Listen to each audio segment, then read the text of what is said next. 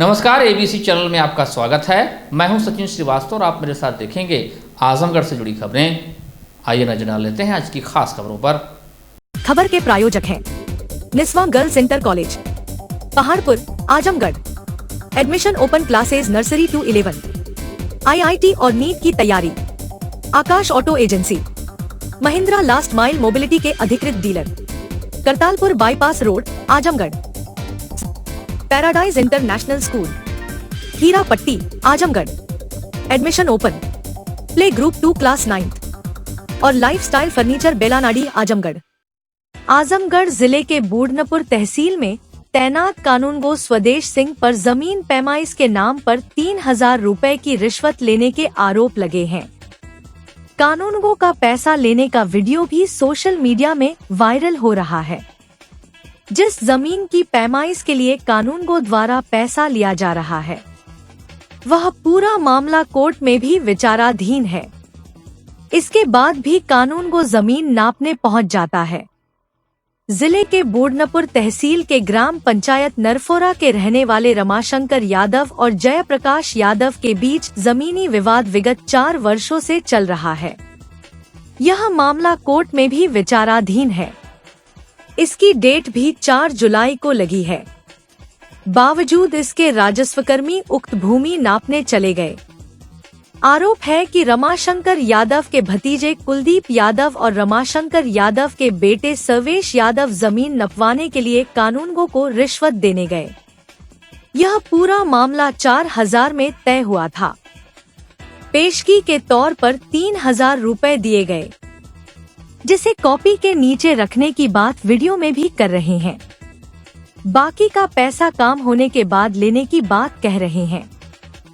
पैसा लेने के बाद कानूनगो स्वदेश सिंह राजस्व विभाग की टीम के साथ विवादित जमीन नापने पहुंचे गए। दूसरे पक्ष ने जब इसका विरोध किया तो धमकी देने लगे, जिसके बाद मामले की शिकायत पीड़ित जयप्रकाश यादव ने जिले के आला अधिकारियों से की। कानूनगो द्वारा रिश्वत लेने का वीडियो वायरल होने के बाद मीडिया कर्मियों ने इसका संज्ञान मुख्य राजस्व अधिकारी को दिलाया। मुख्य राजस्व अधिकारी विनय कुमार गुप्ता ने तत्काल SDM बूढ़नपुर को फोन करके मामले में जांच के आदेश दिए। इस पूरे प्रकरण में बूढ़नपुर में तैनात SDM प्रेमचंद्र मौर्य ने मीडिया से बातचीत करते हुए कहा कि प्रकरण संज्ञान में है। इस मामले की जांच के निर्देश तहसीलदार अरुण कुमार वर्मा को दे दिए हैं। तहसीलदार की रिपोर्ट के आधार पर इस मामले में आरोपित कानूनगो पर वैधानिक कार्रवाई की जाएगी। 4000 टोटल हमने पास हो थी, तो अब खुद 4000 रुपया दे दें आपके, फिर माला 1 दिन 2 दिन बाद फिर आपके दे दे जो फटी फटी। ठीक है भाई, लेकिन अब डिस्टर्ब ना करें ना। वो भाई बहुत 1.5 घंटा है तब 3000 देना हो जाए और 2000 बाद सब 3000 का करवा साहब। हमने बहुत परेशान हो गए बाग के चक्कर में हैं, और दो ये जने खाली सपोर्ट करल जात हो और 3 जने क्यों बोलता है ना हो। हमने 4-5 साल से परेशान हैं, लेकिन साहब अब क्या करी, बड़ी गरीबी हो ये। बहुत रोता है यार। अरे रोवत ना ही साहब, अब कैसे बीतत हम नहीं जानत हई। राज है। अरे कैसो कैसो साहब गेहूँ चावल बेच के पढ़त लिखत हैं, कोनो वैसा नौकरी थोड़ी ना कि मतलब हाँ। अरे साहब 3000 ले लेवल जाए, हम आपके 2000 रुपया बेहने दे देव। हमार कमवा कह दो आप। मंगर के बाद दिखाया, मंगर का फोन कर रहा। मंगर क्या देते? अरे पहले तो मंगर के मिले। हाँ तूने पहले कौन बराबर काम हुए तो कहिए दे ही बताओ जाए। और मंगर मिला, मंगर के बाद मिला और को मंगल के फोन करे तब इकट्ठे दे दे साहब। नहीं दे रहे ताज 3 है तो वो तो मैं कहा था और बिहार ना मंगर के बाद मंगरा के मतलब बेने सोमवार परसों हम आपके 2000 दे दे हमार कमवा कह दो हमें तो इतना तो ये कहत है एक है लेवल जाए गिन लेवल जाए दे रहे हैं तो गिने के बाद अरे नहीं भाई जाना था का कही जनस कहानी भेज दा तो कहा था भैया 1 घंटा बाद भेजे छोड़ा हम कहानी चाहे जाए अब हमारा काम साहब निकारा जनता हुआ है पुलिस जिम्मेदारी वाला है तो हाँ तो हमें का करे हमें बता दे तो सही रही ने पर हत्या कर ली पुलिस को तो ऊपर कितना नहीं है साहब अरे हमारा कप्तानगंज है ना थाना कप्तानगंज है तो मतलब तब वो आपके पता हो है करना नहीं करना ना है क्यों नहीं जो धंधी है काम करिए उनको ये लिस्टी में नोट करते बाद 1,000 लिए हैं 1,000 लिए हैं जाओ नहीं ये साहब तब हमने जाल जाए मंगर के हम फोनवा करब आपको चलो ठीक चलो। आजमगढ़ के पुलिस अधीक्षक अनुराग आर्य ने पदीय दायित्वों के प्रति घोर लापरवाही, उदासीनता तथा स्वेच्छाचारिता बरतने पर थाना प्रभारी तहबरपुर, चौकी प्रभारी लालगंज थाना देवगांव व 2 आरक्षियों को निलंबन कर विभागीय जांच के आदेश दिए हैं। उप निरीक्षक श्रीमती मधु पनिका थाना प्रभारी तहबरपुर के द्वारा वादी की तहरीर के आधार पर अभियोग पंजीकृत न कराने, अभियोग से संबंधित अभियुक्त को बिना लिखा पढ़ी के थाना तहबरपुर पर अवैध रूप से बैठाया गया।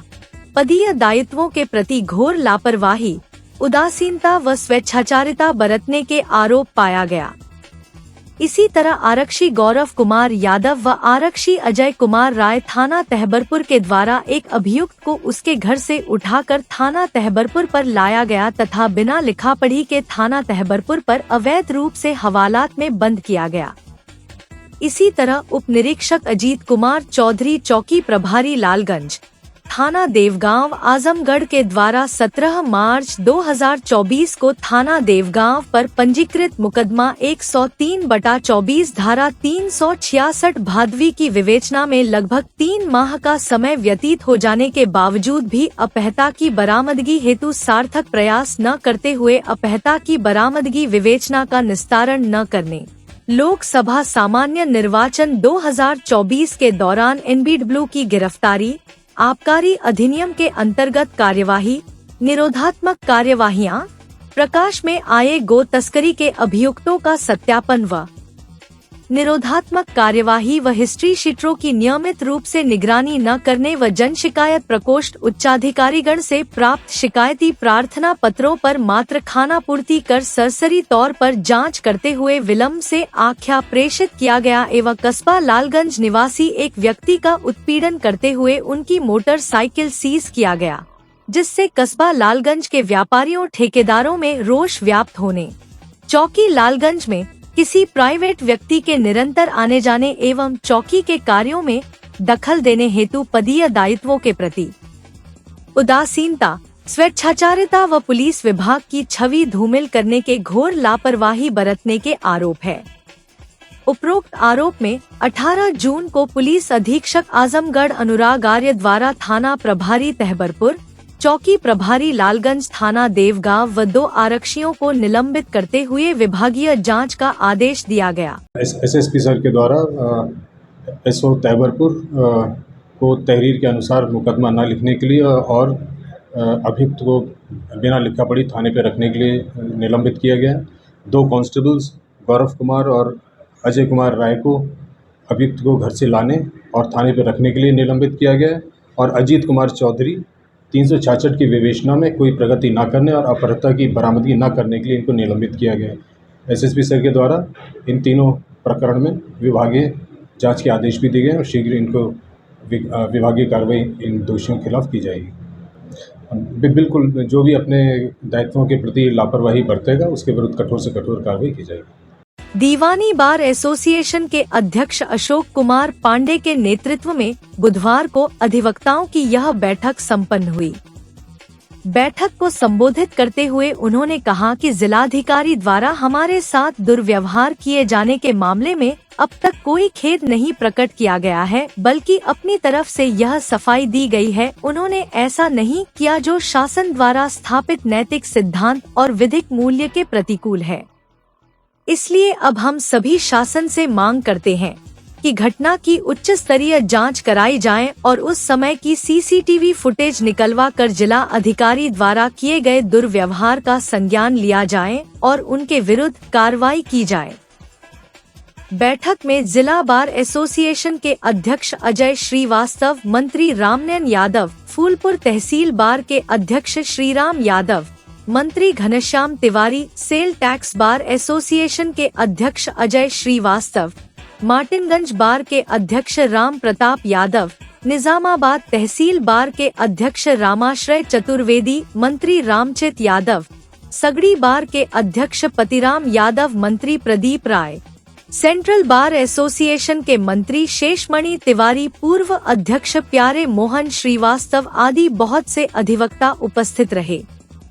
बैठक के उपरांत अधिवक्ताओं ने आयुक्त आजमगढ़ मंडल को अपना 9 सूत्रीय मांगों का ज्ञापन सौंपा। संगठन के सचिव आनंद श्रीवास्तव ने कहा कि अधिवक्ताओं के प्रतिनिधिमंडल के साथ हुए दुर्व्यवहार से अधिवक्ता समाज आहत है। अधिवक्ता समाज अपने सम्मान के साथ कोई समझौता नहीं करेगा। प्रकरण है 15/6/2024 का, हमारे जनपद के आदरणीय जिलाधिकारी महोदय का, हमारे सिविल कोर्ट बार एसोसिएशन के नेतृत्व में, हमारे अध्यक्ष जी के नेतृत्व में एक प्रतिनिधि मंडल मुलाकात करने गया था। इस दरमियान हमारे जिलाधिकारी महोदय द्वारा जो व्यवहार किया गया वह कहीं से भी क्षम्य नहीं है। उसकी आप लोगों के माध्यम से आज पुनः हम सभी कड़ी निंदा करते हैं। क्या चाहते हैं, क्या मांग? हम सभी प्रशासन से मांग करते हैं कि ऐसे आला अधिकारी जिसके ऊपर पूरे जिले का भार होता है, उसको धीरज का बड़ा होना चाहिए, संयमित होना चाहिए। काम किसी का हो ना हो, कम से कम उसकी बात को संयमित ढंग से सुना जाना चाहिए। कार में लाल नीली बत्ती और सायरन लगाकर घूमने वालों के खिलाफ ट्रैफिक पुलिस ने अभियान चला दिया है। बुधवार को ऐसे वीआईपी बने घूम रहे 28 वाहन चालकों के चालान किए गए हैं। इसी तरह पुलिस के कलर्स का प्रयोग करने वाले भी इस कार्रवाई की जद में आ गए। 11 जून से अब तक ऐसे 580 वाहनों के चालान हुए हैं। उक्त जानकारी एसपी यातायात विवेक त्रिपाठी ने दी। उन्होंने बताया कि पुलिस अधीक्षक अनुराग आर्य के निर्देशन में 11 जून से विशेष अभियान चलाकर यह कार्रवाई की जा रही है। यातायात पुलिस और थाना पुलिस ने जिले भर में अभियान चलाया है। इसी क्रम में जिले भर में 580 वाहनों के चालान किए गए हैं। उक्त वाहन स्वामियों से अब तक कुल 54,000 रुपए शमन शुल्क जमा कराए गए। एसपी यातायात विवेक त्रिपाठी ने बताया कि बुधवार को 300 वाहनों को चेक किया गया है, जिसमें 28 वाहनों पर अवैध रूप से लाल नीली बत्ती, उत्तर प्रदेश सरकार, भारत सरकार, पुलिस कलर अपने वाहन में लगाए हुए थे, जबकि यह सब करना अनधिकृत है। बताया कि पुलिस वाहन चालकों को और मुख्य चौराहे तिराहे पर लोगों को जागरूक भी कर रही है, जिससे नियमों का पालन पूरी तरह किया जा सके। नियमों का उल्लंघन करने में तत्काल कार्रवाई के निर्देश दिए हुए हैं। इसी क्रम में अभियान लगातार चल रहा है। यह अभियान 25 जून तक चलेगा। यातायात निदेशालय उत्तर प्रदेश के निर्देशन में पुलिस अधीक्षक आजमगढ़ महोदय द्वारा आदेशित किया गया है कि लाल नीली बत्ती अवैध रूप से लगाने वाले, पुलिस कलर्स का अवैध प्रयोग करने वाले तथा उत्तर प्रदेश शासन और भारत सरकार जो अधिकृत नहीं है ऐसे व्यक्तियों द्वारा लिखे जाने पर वाहनों के चालान की कार्रवाई की जाए। इस क्रम में 11 जून से चल रहे अभियान में जनपद आजमगढ़ में अब तक 580 वाहनों का चालान किया जा चुका है और 54,000 रुपये समन शुल्क के रूप में जमा कराए गए हैं। अभियान प्रगति पर है और ये 25 तारीख तक चलेगा। ये अनुरोध है कि जो लोग अधिकृत नहीं हैं वो पुलिस कलर, लाल नीली बत्ती, हूटर, सायरन का प्रयोग न करें, अपने वाहनों पर न लगाएं, अन्यथा उनका चालान किया जाएगा। मानसून कभी भी जिले में दस्तक दे सकता है। इस बार अच्छी बारिश होने की उम्मीद जताई जा रही है। ऐसे में नदियों का जलस्तर बढ़ने की संभावना के साथ ही जिला प्रशासन हरकत में आ गया है। बाढ़ की संभावनाओं को ध्यान में रखते हुए उससे निपटने के लिए तैयारी शुरू कर दी है। जी हां, मानसून की आहट को लेकर जिले में संभावित बाढ़ से निपटने के लिए प्रशासन पूरी तैयारी में जुट गया है। बाढ़ से निपटने के लिए अलग अलग विभाग के अधिकारियों को जिम्मेदारी सौंपी गई है।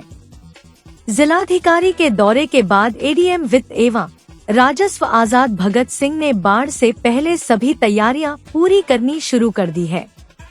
बाढ़ पूर्व तैयारी एवं जिला आपदा प्रबंधन की बैठक में अधिकारियों को बाढ़ से निपटने एवं राहत कार्य के संबंध में आवश्यक दिशा निर्देश दिए जा चुके हैं। इस दौरान उन्होंने सभी विभागों को उनकी जिम्मेदारियां समझाते हुए पहले से ही तैयारी करने के निर्देश दिए। एडीएम ने कहा, सभी विभाग समन्वय बनाकर रखें, बाढ़ आने पर एक साथ मिलकर काम करें, लोगों को राहत पहुंचाएं। उन्होंने बताया कि शहरी क्षेत्रों में नालियों की साफ सफाई का काम पूरा कराया जा रहा है। शहर के सभी पंप हाउस सक्रिय अवस्था में है। उन्होंने बताया कि आकाशीय बिजली, आंधी तूफान सहित अन्य आपदाओं की घटना से बचने के लिए लोगों को अपने मोबाइल में मौसम विज्ञान विभाग का दामिनी और सचेत ऐप डाउनलोड करना चाहिए, जो समय से जानकारी देगा, साथ ही उस पर अलर्ट भी आएगा। बाढ़ के लिए जनपद में सगड़ी तहसील प्रभावित होती है बाढ़ को लेकर, और उसमें 3-4 प्रमुख तैयारियां की जाती हैं। एक जो भी राहत सामग्री का वितरण होना है, उसके टेंडर इत्यादि की प्रक्रिया हम लोग पूरी कर ली है। साथ ही बाढ़ ग्रसित क्षेत्रों का डीएम साहब के द्वारा मुआयना भी हो चुका है, और जहाँ भी कटान वगैरह होती है तो बाढ़ खंड को निर्देशित कर दिया गया कि जो भी आवश्यक कार्रवाई उसको कर लिया जाए। साथ ही जो शहरी क्षेत्र में आजमगढ़ शहर में कभी कभी वर्षा जनित जल जमाव की स्थिति होती है, उसके लिए भी नालियों की साफ सफाई इत्यादि की कार्रवाई चल रही है, और उसको हम लोग आगामी 4-5 दिनों में पूर्ण भी करा लेंगे। सर, एक साल तो उसके लिए सर क्या तैयारी है, जल जमाव ना हो वहाँ बरसात की तैयारी? तो देखिए, उस एरिया में जितने भी एरिया हैं सब जगह पंप हाउसेस हमारे लगे हुए हैं। उनका टेस्ट एंड ट्रायल भी हम लोगों ने करा लिया है हाल में, और सभी सक्रिय अवस्था में। यदि कभी ऐसी पानी की स्थिति बनती है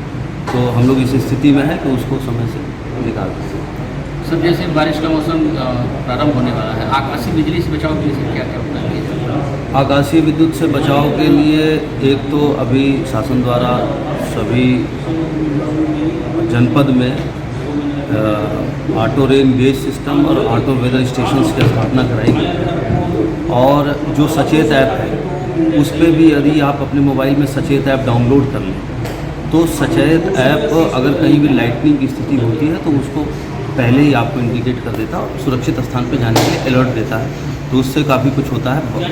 बाकी हम लोग जो ग्रामीण स्तर है वहाँ चुनावी चौपाल लगाकर, आपदा से संबंधित चौपाल लगाकर लोगों को इस बार जागरूक करेंगे। पिछली बार भी हम लोगों ने जागरूक किया था, उसके अच्छे परिणाम आए। सर, 22 तारीख को कोई मॉक ड्रिल की? हाँ, इसका 22 तारीख को एक सगड़ी में बाढ़ को लेकर, बाढ़ बचाव को लेकर एक मॉक ड्रिल का आयोजन किया। आजमगढ़ जिले के अतरौलिया थाना क्षेत्र के पकड़डीहा गांव में संदिग्ध परिस्थितियों में 40 वर्षीय व्यक्ति की मौत हो गई। मृतक सतीश राजभर पुत्र स्वर्गीय रामधारी राजभर उम्र लगभग 40 वर्ष कुछ दिन पूर्व ही दिल्ली से कमाकर घर लौटा था। मृतक के पास एक लगभग 6 वर्ष का पुत्र है। परिजनों का रो रो कर बुरा हाल है। मीडिया से बातचीत करते हुए मृतक की पत्नी शशि राजभर ने बताया कि कल शाम लगभग 6 बजे उनके पति घर से मजदूर खोजने के लिए निकले थे। देर रात 9 बजे तक जब वह वापस नहीं लौटे तो उनकी पत्नी ने उन्हें फोन किया। उनकी पत्नी का कहना है कि फोन पर काफी आवाज आ रही थी, जिससे उसे लगा कि वह अभी बाजार में है। इसके बाद पत्नी फोन काट दी। तत्पश्चात वह कई बार फोन की, लेकिन उनसे बात नहीं हो पाई। सुबह ग्रामीणों ने जब उनका शव देखा तो यह खबर आग की तरह पूरे गांव में फैल गई। मृतक के परिजनों को जैसे ही यह खबर लगी, तत्काल वह लोग वहां पहुंचे और रोने बिलखने लगे। पत्नी ने बताया कि मृतक सतीश की किसी से कोई दुश्मनी भी नहीं थी। घटना की सूचना अतरौलिया थाने की पुलिस को दी गई। सूचना मिलते ही क्षेत्राधिकारी बूढ़नपुर किरण पाल सिंह, थानाध्यक्ष अतरौलिया वीरेंद्र कुमार सिंह अपने दल बल के साथ मौके पर पहुंच गए।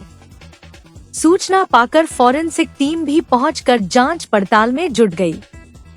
फिलहाल पुलिस ने शव को अपने कब्जे में लेकर पोस्टमार्टम के लिए भेज दिया है। इस संबंध में थानाध्यक्ष वीरेंद्र कुमार सिंह ने बताया कि प्रथम दृष्टया देखने पर ऐसा प्रतीत हो रहा है कि शरीर पर कहीं चोट के कोई निशान नहीं है। नाक से खून आया हुआ है। पोस्टमार्टम रिपोर्ट मिलने के बाद ही पता चल सकेगा कि मौत की वजह क्या है। घर से निकले, कह रहे गाँव में जा रहा हूँ काम करने के लिए, बुलाने कोई आएगा काम करवा देगा। तो मैं बोली जाओ पता करके आ जाना घर पे। तो 6 बजे तक ना आए, मैं 9 बजे फोन करी तो 9 बजे बात हुई, कह रहे आधे घंटे में आ रहा हूँ। वहाँ पे आवाज आई आदमी को, मैं सोची पता बाजार में है। 9 बजे के बाद उसकी आवाज ने फोन मिलाते जा रहे, फिर इसके बाद फोन ही नहीं लगा उनका। कब आपको जानकारी हुई, कहाँ है, कैसे है? जानकारी हमें सुबह को पता चली, हमें रात भर बैठ के इंतजार करती रही, पता नहीं चला। उनके हाथ में कुछ भी नहीं था, वैसे छुच्छे साइकिल लिया और एक छोटा सा फोन लिए चल गए थे। किसी से कोई दुश्मनी थी, कहीं कुछ कोई शंका? नहीं, कोई चीज की शंका आपको कि कैसे हुआ मौत? कुछ नहीं है। अभी जैसे पता चला कि 10 दिन आए हैं दिल्ली से कमा के। हाँ। कब शादी है आपके घर में? शादी भी है? 9 तारीख शादी है, 3 जुलाई के, 9 जुलाई के। छोटे भाई की? हाँ, छोटे भाई के। तो पुलिस आई थी यहाँ पे जानकारी लेके? हाँ। क्या शंका है आपको, कहीं कोई कुछ किया है, कैसा कुछ? मौत उनकी कैसे हुई है, क्या लग रहा है? अब हमें नहीं पता कि कौन मारा है कि क्या करा, बस वही गाँव में गए, गाँव से अब पता कहाँ गए। आपके क्या बच्चे हैं? हमारे एक ही बच्चा है। जिलाधिकारी विशाल भारद्वाज की अध्यक्षता में बुधवार को कलेक्ट्रेट सभागार में विशेष संचारी रोग नियंत्रण अभियान 1 जुलाई से 31 जुलाई एवं दस्तक अभियान 11 जुलाई से 31 जुलाई तक के सफल आयोजन हेतु प्रथम जनपद स्तरीय अंतर विभागीय समन्वय समिति जिला टास्क फोर्स की बैठक आयोजित की गई। इस अवसर पर जिलाधिकारी ने सभी संबंधित विभागों के अधिकारियों को निर्देश दिए कि विशेष संचारी रोग नियंत्रण अभियान हेतु ब्लॉक एवं जनपद स्तरीय माइक्रो प्लान तैयार कर सीएमओ को प्रत्येक दशा में 27 जून तक उपलब्ध करा दें। जिलाधिकारी ने मुख्य खाद्य सुरक्षा अधिकारी को निर्देश दिए कि cold drinks, ice cream, packaging drink water, मिठाइयाँ व मिल्क बेस्ड प्रोडक्ट की सैंपलिंग अभियान चलाकर तत्काल कराएं। इसी के साथ ही अस्पतालों व विद्यालयों में संचालित कैंटीनों में तैयार किए जा रहे खाद्य सामग्रियों की भी सैंपलिंग कराएं एवं सड़कों पर जितने ढाबे खुले हैं उनके भी खाद्य सामग्रियों की सैंपलिंग कराएं। उन्होंने जल जीवन मिशन ग्रामीण के संबंधित अधिकारी को निर्देश दिए कि पानी के स्रोत को वाटर टेस्टिंग किट द्वारा जांच एवं ओवरहेड टैंकों की साफ सफाई के साथ ही पाइपलाइन में हुए लीकेज को भी ठीक कराएं। उन्होंने सीएमओ को निर्देश दिए कि दस्त रोग के संचरण की संभावना को देखते हुए फ्रंट लाइन वर्कर्स, आशा एवं आंगनवाड़ी कार्यकर्त्री अपने साथ ORS पैकेट व क्लोरीन की गोलियां भी रखेंगे ताकि कोई लक्षण युक्त व्यक्ति मिलने पर तत्काल उपलब्धता सुनिश्चित की जा सके। जिलाधिकारी ने समस्त विभागों के अधिकारियों को निर्देश दिए कि संचारी रोग व दस्तक अभियान को सफल बनाने के लिए आपसी समन्वय बनाकर कार्य करें। उन्होंने नगर विकास विभाग को निर्देश दिए कि नगरीय क्षेत्रों में वातावरणीय तथा व्यक्तिगत स्वच्छता के उपायों, शुद्ध पेयजल के प्रयोग, मच्छरों के रोकथाम हेतु जागरूकता अभियान संचालित कराएं व खुली नालियों को ढकने की व्यवस्था, नालियों, कचरों की सफाई व उथले हैंडपंपों का प्रयोग रोकने के लिए उसे लाल रंग से चिन्हित करना, हैंडपंप के पास अपशिष्ट जल के निकलने हेतु शोकपीट का निर्माण, शहरी क्षेत्र एवं शहरी मलिन बस्तियों के संवेदनशील आबादी समूहों में अपनी गतिविधियों को सक्रिय करें। उन्होंने DPRO को निर्देश दिए कि जो इंडिया मार्क का हैंडपंप खराब है उसका तत्काल मरम्मत कराएं एवं निरंतर क्रियाशील रखें। ग्रामीण क्षेत्रों में मनरेगा फंड से एंटी लार्वा के छिड़काव की व्यवस्था कराएं एवं जलाशयों व नालियों की नियमित साफ सफाई कराते रहें। उन्होंने पशुपालन विभाग को निर्देश दिया कि सूकर पालकों को सूकर बाड़े की साफ सफाई, कीटनाशक छिड़काव एवं मच्छररोधी जाली से ढकने हेतु प्रशिक्षित किया जाए। जिलाधिकारी ने जिला कार्यक्रम अधिकारी को निर्देश दिए कि आंगनवाड़ी कार्यकर्तियों को दिमागी बुखार एवं अन्य वेक्टर जनित रोगों तथा जल जनित रोगों के संबंध में प्रशिक्षण प्रदान कर संवेदीकरण किया जाए। जिलाधिकारी ने शिक्षा विभाग को निर्देश दिए कि शिक्षकों द्वारा अभिभावकों को दिमागी बुखार एवं अन्य वेक्टर जनित रोगों तथा जल जनित रोगों से बचाव, रोकथाम व उपचार हेतु संवेदीकरण किया जाए। विशेषकर सुरक्षित पीने का पानी, शौचालय का प्रयोग, खुले में शौच के नुकसान पर जोर दें। हर बुखार खतरनाक हो सकता है। बुखार के कारण क्या हैं? बुखार होने पर क्या करें, क्या न करें, विषय पर जागरूक करें। उन्होंने कृषि व सिंचाई विभाग को निर्देश दिए कि खेतों में मच्छर रोधी पौधों को उगाएं तथा खेतों में मच्छरों के प्रजनन को रोकने कम करने हेतु नई तकनीकों के प्रयोग के लिए मदद उपलब्ध कराएं व ग्रामीण आबादी क्षेत्रों के निकट शहरों में जल क्षरण की मरम्मत कराएं ताकि मच्छर के प्रजनन के स्थान कम से कम हो सकें। उन्होंने जिला उद्यान अधिकारी को निर्देश दिए कि सार्वजनिक उद्यानों एवं विद्यालयों में मच्छर विकर्षी पौधों का रोपण कराएं। इस अवसर पर सीएमओ डॉक्टर IN तिवारी, जिला विकास अधिकारी संजय कुमार सिंह, समस्त संबंधित जनपद स्तरीय अधिकारी सहित MOIC उपस्थित रहे। निस्वा गर्ल्स कॉलेज पहाड़पुर आजमगढ़ के सबसे पुराने कॉलेजेस में से एक है, जो 1938 से विज्ञान, वाणिज्य, कला के क्षेत्र में उत्कृष्ट शिक्षा प्रदान कर रहा है। इसने कक्षा 9वीं से 12वीं तक IIT और नीट की तैयारी के लिए ग्रेविटी इंस्टीट्यूट लखनऊ के साथ इंटीग्रेटेड कक्षाएं भी शुरू की हैं। कक्षा नर्सरी से 11वीं तक प्रवेश खुला है। उच्च अनुभव वाले शिक्षकों के साथ उत्कृष्ट शिक्षण पद्धति, पूर्ण सुसज्जित कंप्यूटर लैब, पुस्तकालय और विज्ञान प्रयोगशाला, 24/7 CCTV निगरानी, पावर बैकअप। न्यू एडमिशंस के लिए फॉर्म और प्रोस्पेक्टस अवेलेबल है, तो जल्दी करें। Aakash auto agency, Mahindra last mile mobility के अधिकृत dealer, Kartalpur bypass road, Azamgarh. Mahindra 3 wheeler electric passenger वाहन ट्रियो यारी, ट्रियो ऑटो और ट्रियो प्लस। एक बार चार्ज कीजिए और करिए 150 किलोमीटर तक का लंबा सफर। बैटरी पर 5 साल की वारंटी। इलेक्ट्रिक माल वाहक जोर grand PU half. Acid battery में अल्फा सुपर और अल्फा कार्गो वाहन। डीजल माल वाहन महिंद्रा जीतो, डीजल 3 व्हीलर माल वाहन alpha plus loader. Lifestyle furniture, Belanadi, Azamgarh. सभी प्रकार के फर्नीचर एवं इलेक्ट्रॉनिक सामानों की भरपूर रेंज उपलब्ध। हमारे यहाँ EMI की सुविधा 0% ब्याज पर उपलब्ध। इलेक्ट्रॉनिक सामानों में LED TV, refrigerator, washing machine, air conditioner, air cooler, deep freezer, water cooler, mixer juicer, iron, fan, induction, battery, inverter, electric geyser, gas geyser, आटा चक्की इत्यादि।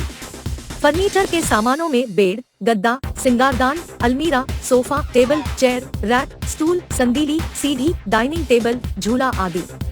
शादी विवाह की हो तैयारी या ऑफिस और घर के लिए सामानों की करनी हो खरीदारी, पहुँचिए lifestyle furniture, Belanadi, Azamgarh. Paradise International School, a CBSE board, co-ed English medium school, a place for your lovely kids in your nearby vicinity. Paradise International School focuses on the overall development of a child, academically, psychologically, as well as physically. It focuses on sports activity to bring best out of every child, by training their minds and body for competitive environment. Admission open for playgroup to class 9th, CBSE board.